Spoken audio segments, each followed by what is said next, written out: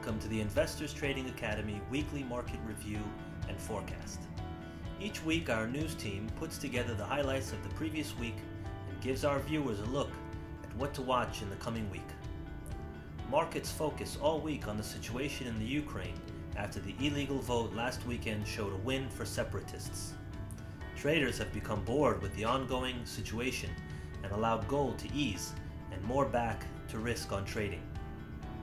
Global economic data took center stage this week. This coming week has a rather full calendar of events, with the key event being the U.S. Federal Reserve release of its April meeting minutes, with investors around the world interested in its view of the health of the U.S. economy. On Sunday, in China, April property prices data is expected. Later in the week, the HSBC Flash Manufacturing Purchasing Managers Index is expected. On Friday, the Conference Board Leading Economic Index for April is scheduled. On Tuesday, in the United Kingdom, April inflation is due out. In the US, April existing home sales are tipped to lift by 1.8%, while the Market Flash Manufacturing PMI and Bloomberg Consumer Comfort Survey are due. Late Friday, April new home sales are expected to rise 12%. In the equities markets, the S&P 500 ended almost exactly where it started the week. The Nasdaq had the biggest gain Friday, helping the index add a small win for the week. Meanwhile, the bond market has been on a tear. The yield on the 10-year note fell to a 6-month low below 2.5 Thursday, as investors expect the Federal Reserve to keep interest rates low for a considerable time. Recent economic data has been mixed, and reports released Friday added to concerns about the lackluster Eurozone recovery. An early reading on U.S. consumer sentiment in May fell unexpectedly, but a report on new home construction in April was strong. The global economy is plodding ahead in fits and starts as the largest countries struggle to achieve consistent growth. Europe is faltering again, Japan is suddenly surging, China is cooling, and the US is strengthening.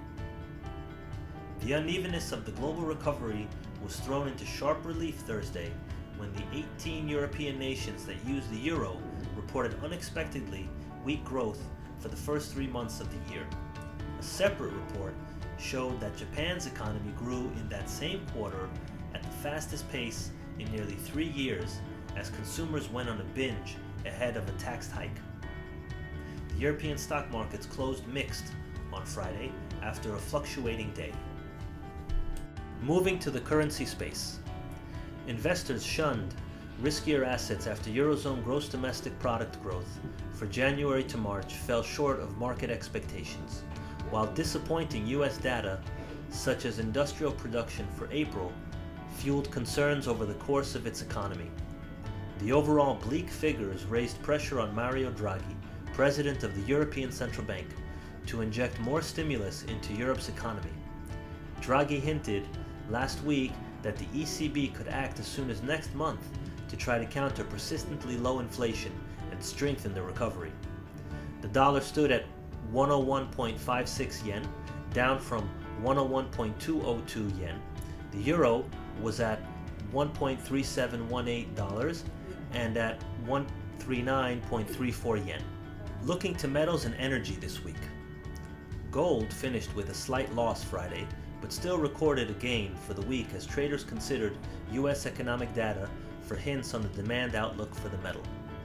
Investors also weighed the likelihood that India may soon ease restrictions on gold imports. Gold declined 20 cents to finish at 1,293.40, staying below the closely watched level of 1,300. Oil prices moved higher as the market found support from U.S. gasoline demand hopes ahead of the looming summer holiday driving season and the ongoing Ukraine crisis. WTI closed at 102.02, a gain of 52 cents